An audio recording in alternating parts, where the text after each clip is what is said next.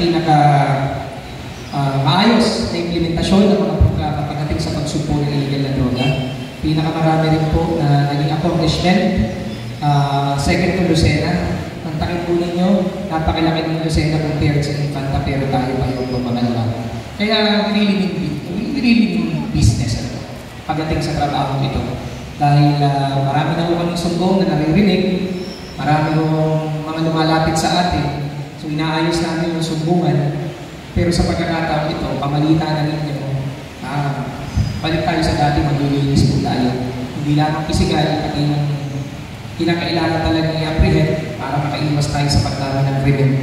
Igagawin po talaga natin. Kaya, sir, maraming salamat. Tinugod ko po yan. Tinugod ko pa ng pagbilaw dahil kita ko naman yung naging trabaho sa atin. Nasa loob ng halos 2 taon para po supuin yung iba't ibang krimen, lalo ng illegal na droga sa bayan natin.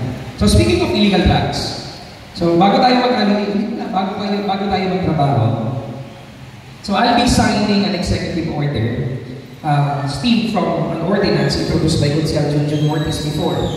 So this is executive order number 12, series of 2025.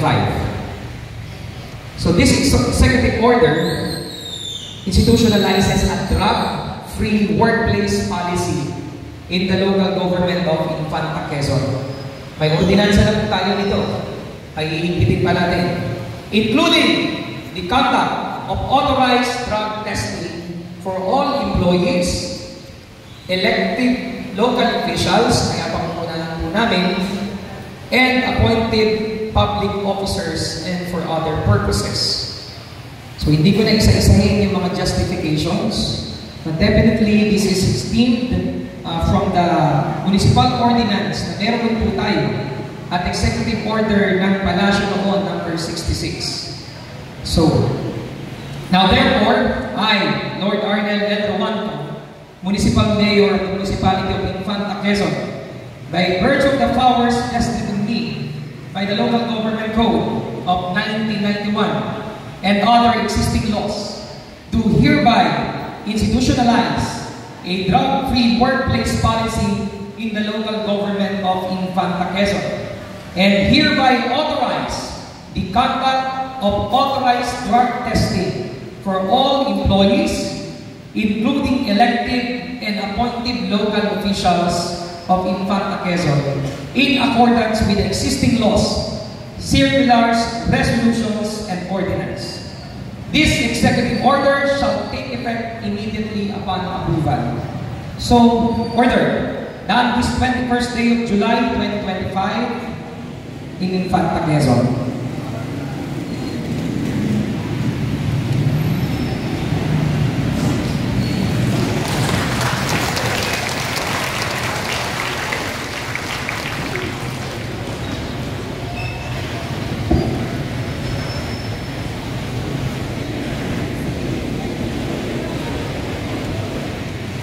Kita ko lamang.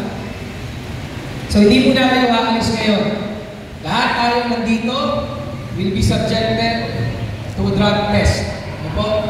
Ngayong oras din ito, ngayong araw na ito. So i-announce ng ating GSO.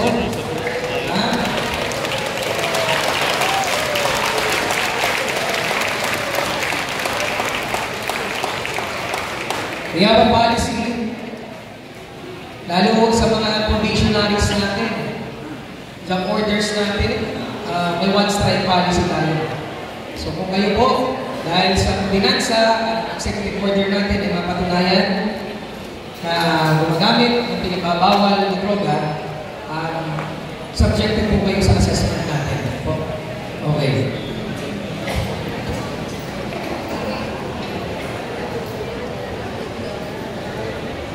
Another executive order that I'll be signing today, executive order number 13, series of 2025.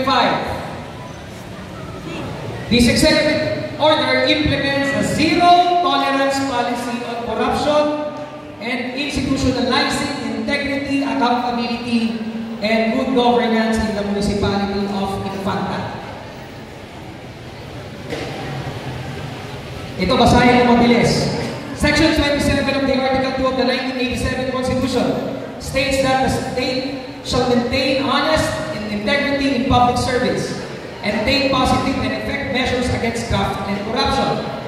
Whereas Section 1 of the Article 11 of the 1987 Constitution states that, we know this, mga kababayan, as public servant, that public office is a public trust. Public officers and employees must at all times be accountable to the people. Serve them with utmost responsibility, integrity, loyalty, and efficiency. Act with patriotism and justice and lead modest lives. Whereas, RA 3019, otherwise known as the Anti-Graft and Corruption Practices Act, provided that it is the policy of the Philippine government, in line with the principle that a public office is a public trust, to repress certain acts of public officers and private persons alike, which constitute graft or corrupt practices, or which may lead thereto. And RA 11032, the ease of doing business and efficient government service delivery of 2018, mandates all government agencies, including local governments, national government agencies, to institutionalize transparency, reduce bureaucratic red tape, and adopt zero-tolerance measure against graft and corruption. Therefore, mga minamahal, ating ilalagdaan ang executive order na ito. Mula ngayon, magiging mahigpit po tayo, walang kalagayan sa bayan ng Infanta.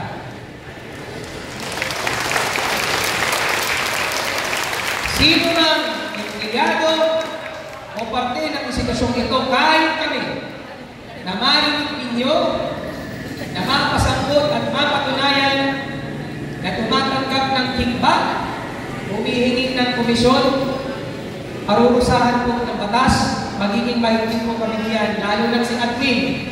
Special din ni admin po yan bilang prosecutor, ang tumuligsa ng mga opisyal ng gobyerno din na nakikita po na gumagawa nito. So I hereby sign this Executive Order number 13 and hereby create the Committee on Good Governance. Bababa ko po ito kung saan-saan ito po ay kasaan. Kung sino ang magpapatupad, paano magiging sumbungan, paano rin ang procedural safeguards, paano legal effect, and interagency coordination. So this executive order shall take effect immediately and remain in effect until I revoke or amended or it will be superseded by subsequent executive orders or ordinance. Signed this 21st day of July in Infanta, Quezon, by yours truly.